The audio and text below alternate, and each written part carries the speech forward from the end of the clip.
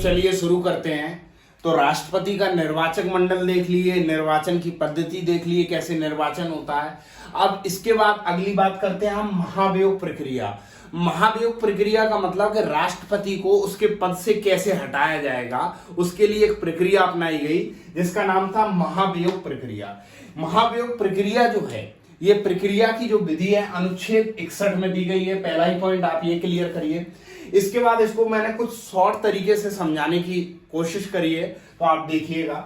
सबसे पहले क्वेश्चन आता है कि महाभियोग कब लाया जाएगा, महाभियोग राष्ट्रपति के खिलाफ कब लाया जाएगा।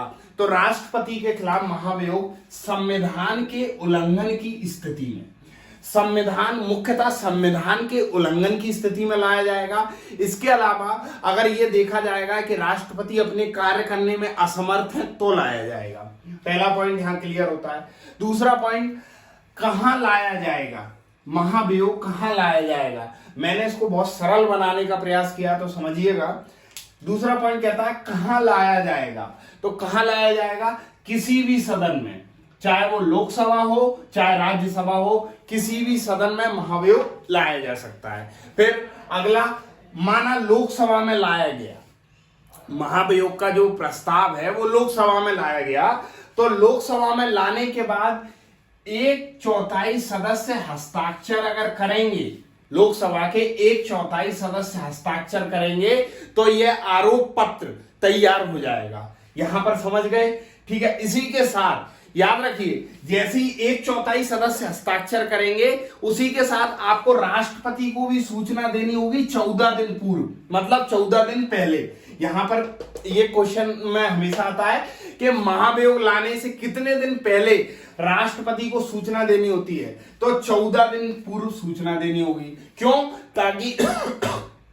ताकि वह अपने पक्ष के लिए संसाधन इकट्ठे कर सके, मतलब वकील देख सकें, और जो मतलब उनके खिलाफ अगर मान लो गलत आरोप है उन्हें सच साबित करने के लिए क्या क्या संसाधन है वो इकट्ठे कर सकें, ठीक है।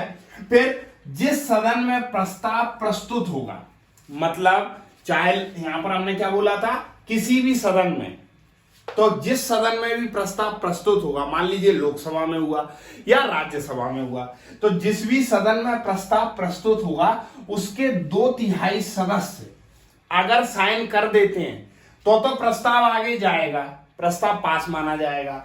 अगर 2/3 सदस्य साइन नहीं करते हैं तो प्रस्ताव कैंसिल कर दिया जाएगा। यहां तक समझे। सबसे पहले संविधान के उल्लंघन की स्थिति में महाभियोग ले आए। फिर महाभियोग कहां लाया जाएगा, संसद के किसी भी सदन में लाया जाएगा, चाहे लोकसभा हो राज्यसभा हो। और मान लीजिए किसी भी सदन में लाए, लोकसभा या राज्यसभा में, तो उसके 1/4 सदस्य हस्ताक्षर करते हैं और राष्ट्रपति को 14 दिन पहले सूचना दी जाती है कि हम आपके खिलाफ महाभियोग ला रहे हैं सदन में, तो आप अपनी पक्ष के लिए जो जो आपको कार्रवाई करनी हो, जो जो आपको संसाधन इकट्ठे करने हो वो कर लो, ठीक है। इसके बाद जब ये सदन में प्रस्तुत किया जाता है किसी भी सदन में, तो उसके 2/3 सदस्य, 2/3 सदस्य सहमत होने चाहिए कि यह प्रस्ताव जो लाया गया है वह सही लाया गया है। क्योंकि भारत का राष्ट्रपति देश का सबसे बड़ा पद है, राष्ट्राध्यक्ष है, तो उसके खिलाफ अगर आप कोई प्रस्ताव ला रहे हैं उसको हटाने के लिए, तो उसके मतलब उसके पीछे कुछ पुख्ता कारण होने चाहिए। पुख्ता कारण में सिर्फ याद रखिए संविधान का उल्लंघन या कार्य करने में अक्षमता, ठीक है। तो जिस सदन में भी प्रस्ताव प्रस्तुत होगा उसके 2/3 सदस्य अगर हस्ताक्षर कर देते हैं, तो जो महाभियोग है वो एक सदन में पास हो गया। अब महाभियोग पहुंचता है दूसरे सदन में। मान लीजिए लोकसभा में लाया गया, 2/3 सदस्य साइन कर दिए, तो अब पहुंचा महाभियोग वहां पे राज्यसभा में।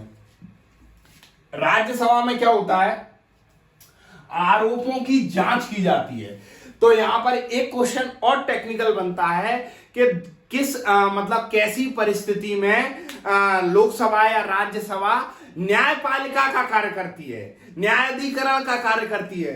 तो महाभियोग जैसी प्रक्रिया में क्या करती है, मान लीजिए एक सदन प्रस्ताव लाया महाभियोग का पास करके, तो वो दूसरा जो सदन है वो उन आरोपों की जांच करके न्यायपालिका की भूमिका निभाता है।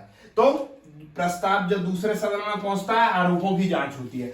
अगर आरोप सही पाए जाते हैं तो प्रोसेस आगे जाएगी, आरोप गलत अगर दूसरे सदन से पास नहीं हुआ तो यहां पर कैंसिल हो जाएगा। देखिए महाभियोग प्रक्रिया बड़ी जटिल है। महाभियोग कैसे जटिल, कैसे ये समझिए। सबसे पहले तो 1/4 सदस्य यहां पर हस्ताक्षर करें, फिर 14 दिन पूर्व राष्ट्रपति को बता दिया, फिर जिस सदन में वह पहुंच रहा है उसके 2/3 सदस्य हस्ताक्षर करें, फिर उसके बाद जब दूसरे सदन में आरोप की जांच हो रही है जब आरोप की जांच हो रही है तो प्रस्ताव दूसरे सदन में पहुंचा, आरोप की जांच चल रही है। इसी बीच राष्ट्रपति के वकील द्वारा अपना पक्ष रख सकता है। राष्ट्रपति क्या कर सकते हैं, अपने वकील के द्वारा ये पक्ष रख सकते हैं क्या, कि मैंने संविधान का उल्लंघन नहीं किया है, ये महाभियोग की प्रक्रिया गलत है।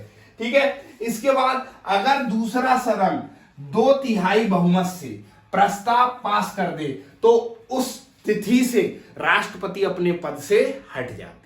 राष्ट्रपति अपने पद से हट जाते हैं। इसको एक बार जल्दी से रिवाइज कर लेते हैं। महाभियोग प्रक्रिया आर्टिकल 61 में दी गई है, राष्ट्रपति को पद से हटाने के लिए दी गई है। ये क्यों लाया जाता है, तो संविधान के उल्लंघन की स्थिति में लाया जाता है। दूसरा कहां पर लाया जाता है, संसद के किसी भी सदन में लाया जाएगा, चाहे लोकसभा चाहे राज्यसभा। ठीक है। मान लीजिए लोकसभा में लाया गया तो 1/4 सदस्य उस आरोप पत्र पर हस्ताक्षर करके पहले तो उस पत्र को तैयार करते हैं और इसी के साथ राष्ट्रपति को यह सूचना देनी होती है 14 दिन पूर्व कि हम आपके खिलाफ महाभियोग ला रहे हैं, राष्ट्रपति को सूचना देनी होती है। इसके बाद अगर जो आरोप पत्र है वो लोकसभा या राज्यसभा किसी भी सदन में पहुंचता है तो उसके 2/3 सदस्य इस पर सहमति दें कि यह महाभियोग सही है, इसको अगले सदन में भेजा जाए। अगर एक सदन से पास हो जाता है तो दूसरा सदन के पास जब जाता है तो वह जांच करता है और यही बोला जाता है कि दूसरा सदन न्यायपालिका की भूमिका निभाता है। यहां पर राष्ट्रपति भी अपना पक्ष रख देता है। अगर दूसरा सदन पे आरोप साबित हो जाते हैं और वह भी 2/3 बहुमत से पास कर देगा तो होगा क्या, राष्ट्रपति पद से हट जाएंगे। तो यहां महाभियोग की हम ये प्रक्रिया को बहुत सरल भाषा में समझकर इसे खत्म करते हैं और अगले लेक्चर में हम राष्ट्रपति की शक्तियों के बारे में जिक्र करेंगे। चलिए चैनल को लाइक सब्सक्राइब शेयर करिए।